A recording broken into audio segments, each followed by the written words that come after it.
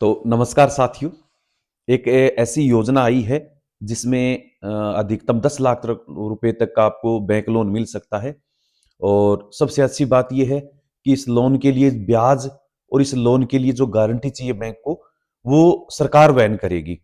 मतलब इस सबसे अच्छी बात तो यही है ना कि बैंक हमें लोन नहीं देता है तो इसलिए नहीं देता कि हमारे पास गारंटी नहीं होती बदले में देने के लिए, लेकिन वो गारंटी अगर सरकार दे दे और उसका ब्याज भी सरकार भरे तो फिर बैंक लोन क्यों नहीं देगा।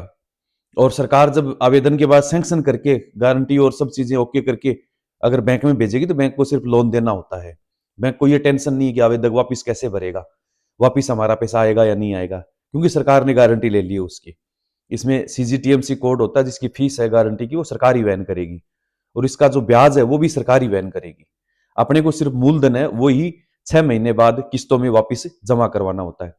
तो सरकार साथियों, क्या योजना है, किस किस कैटेगरी में अपने आवेदन कर सकते हैं, किसके लिए कितना आवेदन है, क्या क्या इसकी रिक्वायरमेंट है, कौन कौन इसमें आवेदन कर सकता है, ये सारी चीजें इस वीडियो के अंदर देखने वाले हैं साथियों।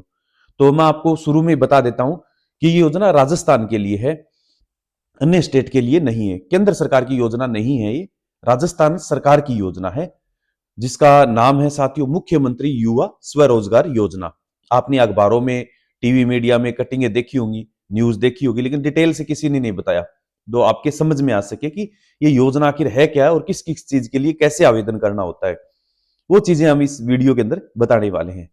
तो मुख्यमंत्री युवा स्वरोजगार योजना ये राजस्थान के लिए साथियों।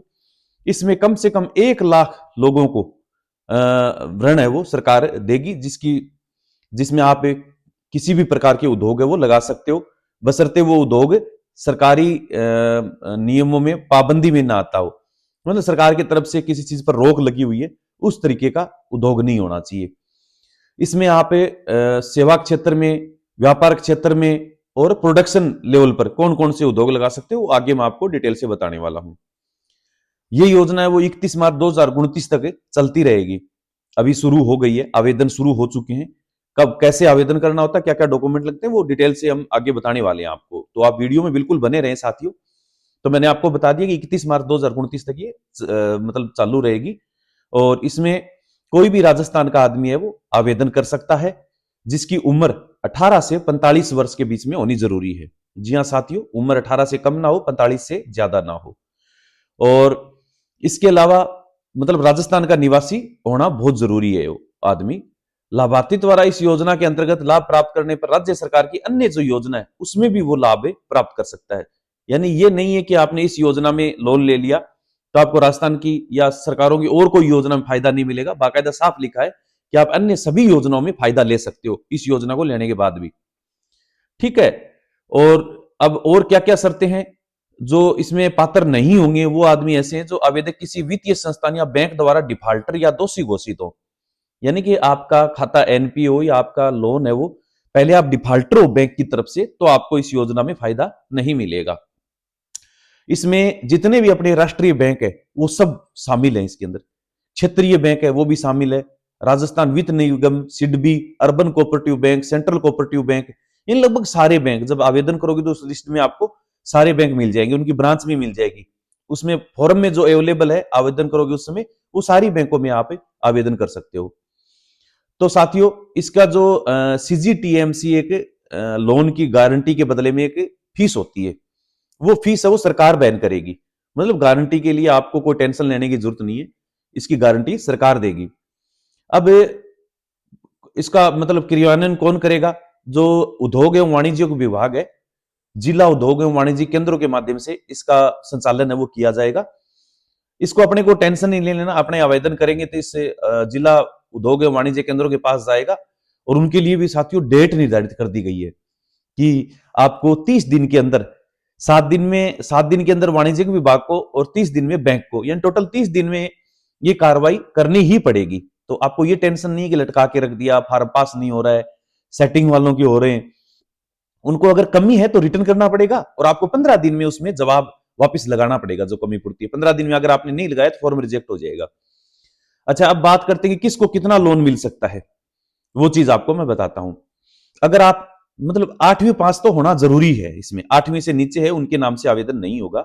अगर आप 8वीं से 12वीं कक्षा पास हो आपके पास 8वीं 9वीं 10वीं 11वीं 12वीं की कोई मार्कशीट है अवेलेबल, तो आपको सेवा क्षेत्र के लिए 3.5 लाख रुपए का अधिकतम जो लोन है वो मिलेगा। 3.5 लाख रुपए अगर आप 8वीं से 12वीं क्लास तक हो और सेवा क्षेत्र में, सेवा मतलब सर्विस सेक्टर में आवेदन करना चाहते हो तो। फिर दूसरा है विनिर्माण, अगर आप कोई प्रोडक्शन करना चाहते हो, अचार है, मुरब्बा है, पापड़ है, या गाय पालन, भैंस पालन, बकरी पालन, भेड़ पालन, इनमें करना चाहते हो और आपकी उम्र 18 से 45 है और आपकी पढ़ाई लिखाई 8वीं से 12वीं क्लास के बीच में है, तो आपको विनिर्माण क्षेत्र में 7.5 लाख रुपए तक का अधिकतम लोन है वो मिल सकता है। अच्छा, इसमें अगर मतलब ये मान के चलो कि 35 हजार रुपए सरकार इसमें आपको मार्जिन मनी भी देगी, यानी आपकी जो मार्जिन मनी है वो भी सरकार देगी आपको, केस ये लोन के अलावा यूज लेने के लिए वो भी आपको सरकार देगी। अब बात करते हैं साथियों कि अगर आप ग्रेजुएट है या आईटीआई किया हुआ, आपके 10वीं के बाद आईटीआई कर लिया या आपने बीए कर लिया या बीएससी कर ली या बीकॉम कर ली, ग्रेजुएट की मार्कशीट आपके पास है, तो आपको कितना लोन मिल सकता है? इसमें आपको सेवा क्षेत्र और व्यापार के लिए आपको 5 लाख रुपए तक की अधिकतम ऋण सीमा मिलेगी। 5 लाख। सर अब आप सोचो कि सेवा क्या है, उत्पादन क्या है, सर इसमें क्या क्या आएगा, मैं बताऊंगा आपको, चिंता मत करो आप। सेवा एवं व्यापार क्षेत्र में 5 लाख रुपए तक का लोन मिल सकता है अगर आप ग्रेजुएट हो तो, या आईटीआई किया हुआ है तो। सेवा में हो गया कोचिंग सेंटर संस्थान लगाना है, कोई कंप्यूटर सेंटर लगाना है ना, इस तरीके की जो सेवा देनी है आपको, कोई प्रोडक्शन नहीं करना है, वो सेवा हो गया। और व्यापार भी इसी तरीके का होता है, व्यापार आप किसी भी तरीके का कर सकते हो, कोई भी बिजनेस करना चाहते हो, सरकार द्वारा प्रतिबंधित ना हो, तो वो आप उसमें 5 लाख रुपए तक का आपको लोन मिलेगा। विनिर्माण क्षेत्र में अगर आप कोई प्रोडक्शन करना चाहते हो, कोई यूनिट लगाना चाहते हो जिसमें किसी चीज का उत्पादन होगा, उसमें आपको 10 लाख रुपए तक की लोन है वो मिल सकता है, चाहे वो डेयरी फार्मिंग हो, चाहे आपका बकरी पालन, भेड़ पालन, मुर्गी पालन, इनमें भी आप आवेदन कर सकते हो। ठीक है, या फिर आप किसी कोई जैसे कोई मसाला यूनिट है, मसाला बनाना है आपको, या फिर आपको अचार है, मुरब्बे है, पापड़ है, बेकरी है, यानी कि कोई प्रोडक्शन करना हो आपको, बस नशे का उत्पादन ना करना हो। मैं आगे बता दूंगा कि कौन कौन सी चीजें इसमें नहीं कर सकते, बाकी सारी चीजें कर सकते हो। तो विनिर्माण क्षेत्र में प्रोडक्शन लेवल में अगर ग्रेजुएट आदमी है तो 10 लाख रुपए तक अधिकतम इसमें ऋण मिल जाएगा और उसको 50 हजार रुपए मार्जिन मनी भी मिलेगी। ठीक है ना, वो भी सरकार की तरफ से मिलेगी। तो इसमें आपको आवेदक द्वारा प्रोजेक्ट रिपोर्ट के आधार पर प्रथम बार ऋण स्वीकृत किया जाएगा। मतलब प्रोजेक्ट रिपोर्ट भी आपको बनवानी होगी, मैं आपको बता दूंगा कहां से बनवानी है, कैसे बनवानी है, बिल्कुल इजी सा है। मार्जिन मनी इसमें मिलेगी और आपको कम से कम दो साल तक बढ़िया संचालन कर लोगे, टाइम पर किस्त भरोगे तो मार्जिन मनी आपको नगद है वो मिल जाएगी सरकार की तरफ से। ठीक है, और 3 साल तक उद्योग को आपको ये चलाना है, टाइमली आपको भरना है, कोई दिक्कत वाली बात नहीं है इसमें। और आप 5 साल तक इसको वापस भर सकते हो किस्तों में। आपको शुरुआत में 6 साल तक का मोरिटोरियम पीरियड मिलेगा, यानी कि लोन आपको मिल गया, 6 महीने तक आप किस्त ना भरो तो कोई टेंशन नहीं है, ब्याज आपका लगेगा ही नहीं, वो सरकार वहन करेगी। 6 महीने के बाद आपको जो मूलधन है ना, जैसे 5 साल में 12 5 60 महीने हो गए, आपने मान लो 10 लाख रुपए लिया, तो 10 लाख का 60 महीने में आप भाग दे लो, कितना पैसा होता है वो मंथली आप पे कर सकते हो, या 3 महीने से या 6 महीने से आप बैंक से बात कर सकते हो कि मेरे को इतने दिन से किस्त भरनी है। तो 6 महीने का मोरिटोरियम पीरियड भी है, यानी 6 महीने तक आप गैप ले सकते हो लोन लेने के बाद किस्त भरने के लिए। ठीक है ना, इसमें ये टेंशन नहीं है कि सर ब्याज तो लगेगा 6 महीने, ब्याज सरकार वहन करेगी, कोई टेंशन ही नहीं है ना। अब इसका आवेदन आपको ऑनलाइन आवेदन करना होगा एसएसओ आईडी के द्वारा। ठीक है, एसएसओ पोर्टल के माध्यम से आपको इसका आवेदन करना होगा। और जो शर्तें हैं मैं आपको बता देता हूं क्या क्या है इसके अंदर, कुछ जरूरी चीजें। अगर आपका खाता ऋण खाता एनपीए आपने नहीं भरा है, तो पहले से आपका लोन डिफॉल्टर है, तो आप इसमें आवेदन नहीं कर सकते। और अगर आपने टाइम पर जो लोन है इसकी किस्त वापस जमा नहीं कराई टाइम पर, 18% तक ब्याज आपका लग सकता है। अच्छा, अपात्र गतिविधियां, यानी कौन कौन सी चीजें है जिसमें आप इसके लिए आवेदन नहीं कर सकते, मैं बता देता हूं। कोई भी कॉमर्शियल व्हीकल जिसकी ऑन रोड कीमत 15 लाख रुपए से अधिक हो, इसका मतलब 15 लाख से कम वाली साधन भी अपने खरीद सकते हैं, पर्सनल नहीं, कॉमर्शियल। जैसे पिकअप खरीदनी है आपने को, 10 11 12 लाख की पिकअप है, तो पिकअप भी आप इससे खरीद सकते हो। कोई भी कॉमर्शियल व्हीकल है वो आप खरीद सकते हो, बस उसकी ऑन रोड कीमत 15 लाख रुपए से ज्यादा ना जाए, वो भी क्योंकि वो बिजनेस में आती है ना। आप जैसे ये छोटा हाथी आता है, जो आता है टेम्पो टाइप का, जिसमें कॉमर्शियल कोई आप लेना देना कर, सवारी के लिए ना हो, पिकअप है, ठीक है ना, इस तरीके की चीजें आप इसमें खरीद सकते हो। या भारत सरकार द्वारा, राज्य सरकार द्वारा कोई प्रतिबंधित उत्पाद या गतिविधि, यानी सरकार द्वारा जिस पर कोई प्रतिबंध लगाया हो, वो चीजें आपको नहीं करनी है। इसके अलावा खनन से संबंधित आपको खनन, आप समझ गए ना, मतलब पहाड़ों में इनमें जो बजरी का खनन किया जाता है, रोड़ी का खनन किया जाता है, पत्थर का खनन किया जाता है, ये नहीं कर सकते। रियल एस्टेट से संबंधित, यानी शेयर मार्केट से संबंधित है, वो गतिविधि आप इसमें नहीं कर सकते। या फिर आप कोई एनजीओ या ट्रस्ट चलाते हैं, उसके द्वारा जो सेवाएं दे रहे हैं, उसके लिए आप आवेदन नहीं कर सकते। मतलब इन चीजों को छोड़ के 3-4 को आप किसी भी काम के लिए इसमें आवेदन कर सकते हो। पशुपालन हो, चाहे निर्माण क्षेत्र, कोई भी बिजनेस हो आपका। दोस्तों साथियों, देख लो आप कितनी चीजें इसके अंदर ऐड कर दी गई है, ठीक है ना। तो ये सारी चीजों में आप आवेदन कर सकते हो।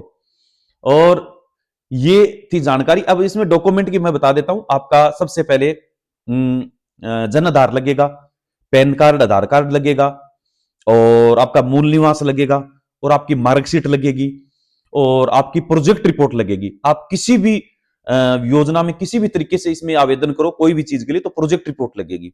ये आप हमसे बनवा सकते हो। 80 790 43 733 व्हाट्सएप नंबर है, इस पर मैसेज करके आप जो इसकी फीस होती है वो पे करके प्रोजेक्ट रिपोर्ट भी आप बनवा सकते हो। दूसरा, इसका ट्रेनिंग सर्टिफिकेट। अगर आपने मान लो कोई पशुपालन के क्षेत्र में, मान लो कि आपने भेड़ पालन, बकरी पालन, dairy farming, piggery farming, poultry farming, मछली फार्मिंग, झींगा फार्मिंग, इनके लिए अगर आप आवेदन कर रहे हो तो इनकी ट्रेनिंग भी आप हमसे ले सकते हो। ट्रेनिंग सर्टिफिकेट भी आप हमसे प्राप्त कर सकते हो ट्रेनिंग लेके। और इसकी प्रोजेक्ट रिपोर्ट है वो भी आप हमसे बनवा सकते हो, ठीक है। उसके बाद आप इसमें आवेदन कर दीजिए। और ये डॉक्यूमेंट 5-7 डॉक्यूमेंट है जो इसके अंदर आपका लगेगा। बाकी मान लो कोई आप विनिर्माण क्षेत्र में कर रहे हो, मतलब कोई प्रोडक्शन कर रहे हो अचार मुरब्बे का, तो उसमें आपको प्रोजेक्ट रिपोर्ट तो लगानी पड़ेगी। हाँ, ट्रेनिंग सर्टिफिकेट की उसमें जरूरत नहीं पड़ेगी, ठीक है। तो अगर पशुपालन का क्षेत्र है कोई भी, तो उसमें प्रशिक्षण प्रमाण पत्र लगाओगे तो साथियों आपको थोड़ा एक्स्ट्रा बेनिफिट मिलेगा।